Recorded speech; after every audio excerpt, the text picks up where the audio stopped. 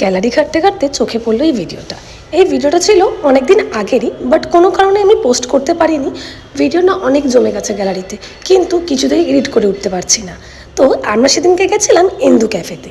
ইন্দু ক্যাফেটা ছিল ছোটোখাটোর মধ্যে বেশ সুন্দর দেখতে আর খুব মিষ্টি বেশ।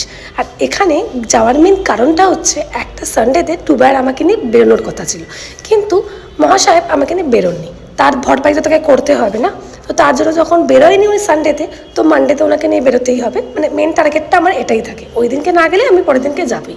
তো যাই হোক, আমার আশা মেটাতে নিয়ে চলে গেছিলো আমাকে ইন্দু ক্যাফেতে। কিছুদিন আগে ঝগড়া চলছিল, তো এইটা ছিল ঝগড়ার ভরপাই করা। সামনেই তোমাকে বলেছি খুব সুন্দর লাগছে, মিথ্যে কথা তারপরে আবার বললাম যে এত মেকআপ করে কেন এসেছিস। তুমি এই কথাটাই আমাকে বলেছো, মেকআপ করে কেন এসেছো, জামা কাপড় নিয়ে কোনো কথাই বলোনি, একটা উচ্চারণ করোনি।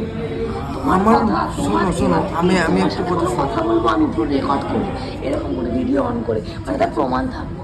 ঠিক আছে, রেকর্ড অন করবি, রেকর্ড অন করে কথা বলবি। আমার ভালো কথাগুলো তুই শুনতে পাস না, যখন আমি খারাপ কথা করে বলি আমাকে দেখে বলেছো যে তুমি যাচ্ছ, তুমি এত মেকআপ করে এসছো। আমি বলেছি খুব সুন্দর লাগছে প্রথমে, আমি প্রথমেই বলেছি খুব সুন্দর লাগছে। সত্যি তোমার লজ্জা। এবার থেকে তোমার সাথে বেরোতে গেলে প্রত্যেকটা কথা তোমার রেকর্ড করতে হবে, ক্যামেরাটাকে যখন এরকম নিতে হবে, নিয়ে তোমার সাথে কথা বলতে হবে। কেন বলো তো, তুমি যখন তখন কথা ঘুরিয়ে দেবে, মানে এরকম করেছে তুমি শুনতে পাবে। মানে মানুষ এতটাই কানে কালা, এরকম বলেছি মানে তুমি আস্তে আস্তে বলেছো তুমি, আর বলছো যে আমি বলেছি, মানে তোমার লজ্জা করে না। আমি তোমাকে এখন জিজ্ঞেস করলাম বলি, প্রশংসা করতে বুকে বাঁধে, এটাই হচ্ছে আসল কথা। অন্য মেয়েদের প্রশংসা করতে বুকে বাঁধে না। মেয়েদেরকে ঘুরে ঘুরে দেখবে, বাইক চালাতে চালাতে এরকম করে দেখবে, ঠিক আছে, আমি পিছনে বসে আছে, আমি লুকিং গ্লাস দিয়ে দেখছি, মেয়েদেরকে দেখছি না, তখন লাগে না। যখন প্রথম রিলেশন ছিল তখন আমি সুন্দর সব কিছু। সব সম্পর্কের মধ্যেই না একটু রাগ, অভিমান, ঝগড়াঝাটি, কান্নাকাটি সবই থাকে। আর সেরকমই আমাদের রিলেশনটা, আমাদের মধ্যেও ঝগড়াঝাটি কিন্তু প্রচুর হয়।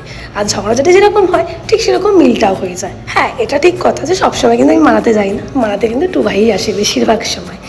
তো আমরা কিছুদিন আগেই না খুব ঝগড়াঝাটি হচ্ছিল, তো সেই ঝগড়াঝাটি থেকে টাইম কাটাতে আমি আর টুবাই চলে গেছিলাম একটু নিজেদেরকে সময় দেওয়ার জন্য।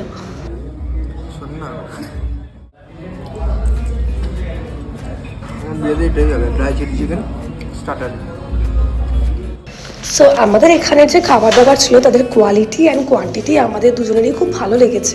সত্যি বলতে খুবই ভালো ছিল, মানে অ্যাফোর্ডেবল প্রাইসের মধ্যে ভালো খাবার দিয়েছিল। আর এখানে খাবার দাবার শেষে আমরা পথে চলে গেছিলাম বাড়ির দিকে। তো আজকের ভিডিওটা এতটাই।